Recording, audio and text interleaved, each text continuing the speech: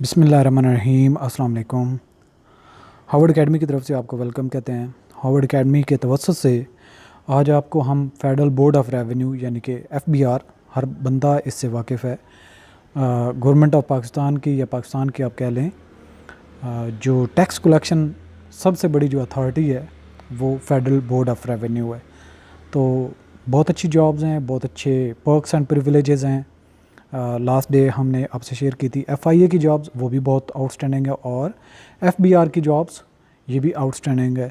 तो आज आपसे हम FBR ने जो जॉब्स अनाउंस की हैं 500 प्लस हैं, तकरीबन 502 वैकेंसीज़ अनाउंस की गई हैं मुख्तलिफ़ कैटेगरीज़ की, उनकी डिटेल आपसे शेयर करेंगे। लेकिन इससे पहले आपको बताते चलें कि हार्वर्ड एकेडमी ने इंस्पेक्टर इनलैंड रेवेन्यू की तैयारी करवाई थी और 400 प्लस हमारे एस्पिरेंट्स थे, और अल्हम्दुलिल्लाह 80 प्लस तक भी लोगों ने जो है वो हमारे 20-25 स्टूडेंट्स थे जिन्होंने 80 प्लस 90 को टच मार रहे थे, जिन्होंने मार्क्स हासिल किए। तो अब हम एक single course federal board of revenue के मुतालिक, जो कि जनरल नॉलेज, जो कि पास पेपर को अगर देखे जाए तो मैथमेटिक्स के क्वेश्चन होते हैं, इंग्लिश के होते हैं, जनरल नॉलेज के होते हैं, एवरीडे साइंस के कुछ होते हैं, तो इस तरीके से, और कंप्यूटर से कुछ क्वेश्चन पूछे जाते हैं। तो वो सारा सिलेबस हम आप लोगों के लिए एक सिंगल कोर्स बनाएंगे, और हमने इसके लिए डिसाइड किया है कि बहुत कम फ़ीस रखेंगे कि जितने भी एस्पिरेंट सिंगल कोर्स ज्वाइन करके आपने किसी भी जॉब के लिए अप्लाई किया तो वो आपका सिंगल कोर्स जो है वो आपकी रिक्वायरमेंट पूरी करेगा।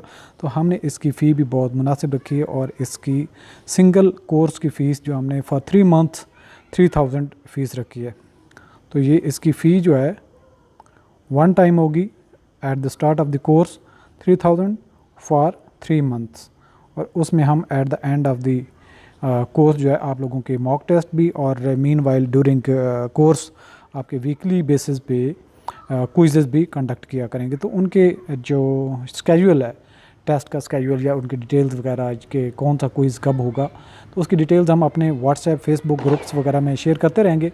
तो इस वीडियो की डिस्क्रिप्शन में आपने हमारे जो फेसबुक ग्रुप है, व्हाट्सएप के ग्रुप्स हैं, उनको आप ज्वाइन कर लें, ताकि आपको जो हमारी क्लास के साथ साथ आपको नोटिफिकेशन मिलते रहे कि हमारी कौन कौन सी एक्टिविटी चल रही है।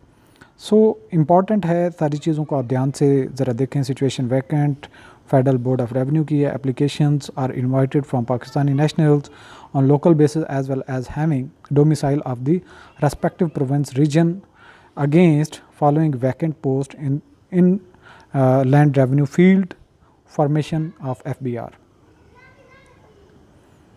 तो ऑफिस एड्रेस है, यानी कि जहाँ पे जो सीटें अनाउंस हो गई हैं, सीरियल नंबर 1 को अगर हम देखें तो इस्लामाबाद की हैं, और इसमें टोटल 3 सीटें हैं जो कि आ रही हैं स्टेनोटाइपिस्ट की। सीरियल नंबर 2 पे अब जो पेशावर की हैं, और उसमें मुख्तलिफ वैकेंसीज़ हैं, यानी कि स्टेनोटाइपिस्ट हैं। इसके अलावा UDC BS 11 की हैं, LDC हैं 7 सीटें, और इसके अलावा ड्राइवर है, डिस्पैच राइडर है, और नोटिस सर्वर है 3 इसकी वैकेंसीज़ हैं, माली की 1 है, और इस तरीके से जो बैलिफ देने वाले हैं उनकी 2 सीटें, तो टोटल 21 इसकी हैं। इस्लामाबाद की 3 हैं। तो अब मैं आपसे डिटेल ज़्यादा नहीं शेयर करूंगा, हर रीजन वाइज आपको बताता चलूँगा, और जिस रीजन के आप रेजिडेंट हैं और उस रीजन में अप्लाई करना चाहते हैं तो इस एड्रेस पे आपने एप्लीकेशन भेजना होगी। एड्रेस हर एक का चूँकि मेंशन भी है। तो लाहौर की है 92 सीटें, बहुत ज़्यादा सीटें हैं यहाँ पे, और बहावलपुर की 7 सीट्स हैं। इसके बाद फैसलाबाद की 41 सीटें हैं, और इसके बाद कचहरी जो रोड है सियालकोट, इसकी 12 सीटें हैं। रावलपिंडी की 39 हैं, और सरगोदा की 6 हैं। हैदराबाद की 39 हैं, एबटाबाद की 20 हैं। इसके अलावा इस्लामाबाद की फ़र्दर 2 सीटें हैं, और फैसलाबाद की फ़र्दर 1 है। आप कैटेगरी उसमें देख लेंगे जो उसकी सीट आ रही है। Directorate of intelligence investigation IR Karachi की ये 1 सीट होगी, और इसके अलावा गुजरांवाला की 15 हैं, और इसके अलावा कराची की 163, सबसे टॉप पे कराची की अब तक हैं वैकेंसीज़ बहुत ज़्यादा हैं।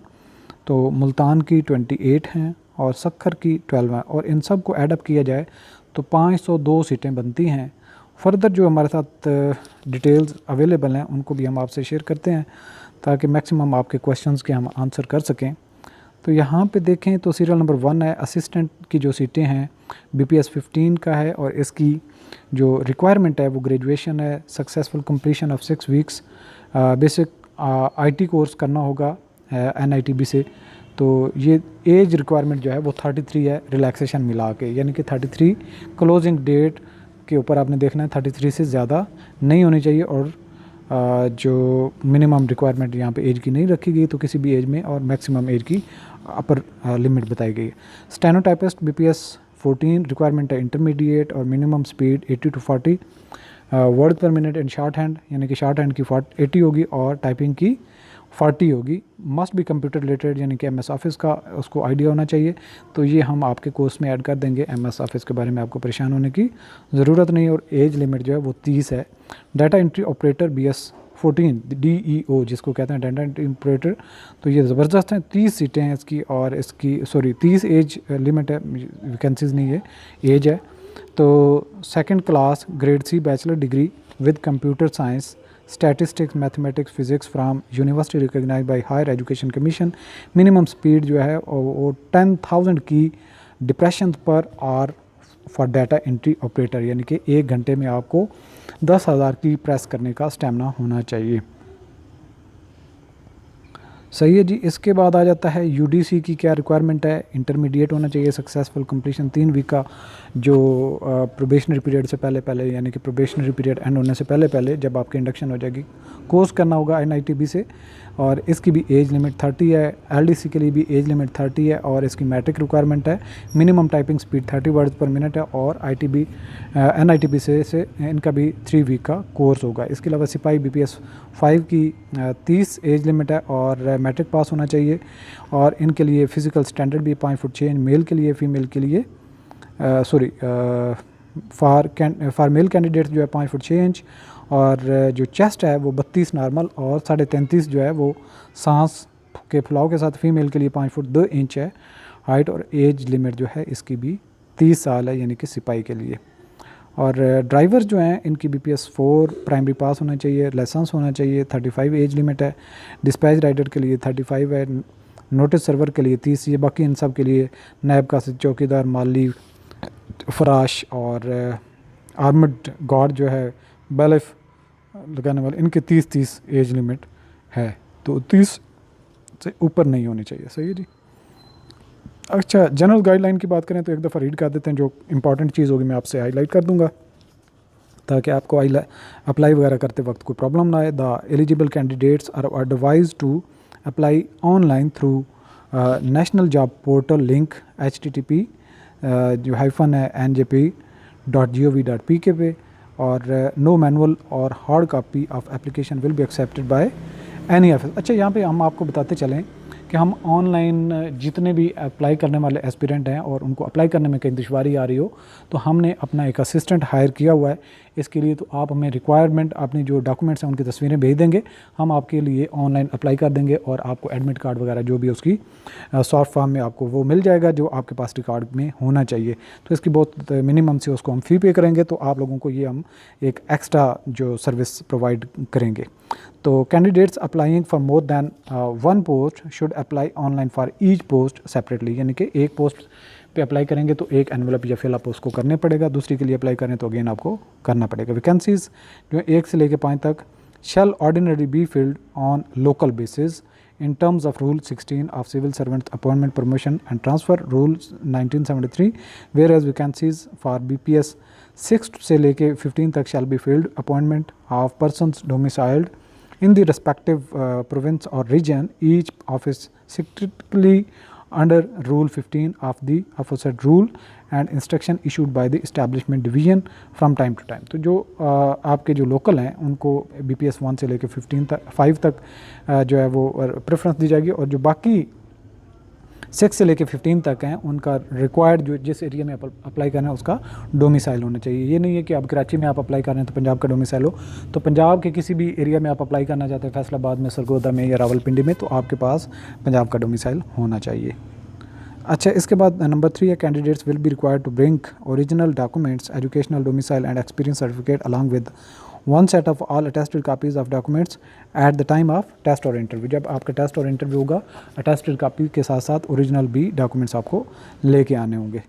मज़ीद जो है वो भी इंस्ट्रक्शंस हैं वो भी एक दफ़ा देख लेते हैं। Screening test and skill test where required will be conducted as per recruitment policy of the federal government. Besides screening test for the post of sipahi, physical fitness, height and chest of the candidates at requisite standard shall also be mandatory। यानी कि test के साथ साथ physical requirement भी यहाँ पे पूरी करनी होगी अगर इनके सब सिपाही की बात करें। द कॉन्ट्रैक्ट एम्प्लॉइज़ BS 1 से लेकर 15 तक who were appointed under the family assistance package for the families of government employees who died while in service may also apply online for any of the above post if they desire so, subject to their eligibility। यानी कि उनके वालदैन में से किसी की service थी और उनकी डेथ की वजह से उनको जॉब मिली थी तो वो किसी लोअर ग्रेड में जॉब कर रहे हैं तो अब अपर ग्रेड में वो अप्लाई कर सकते हैं अगर उनकी जो एजुकेशन वगैरह की रिक्वायरमेंट पूरी होती है। 10% कोटा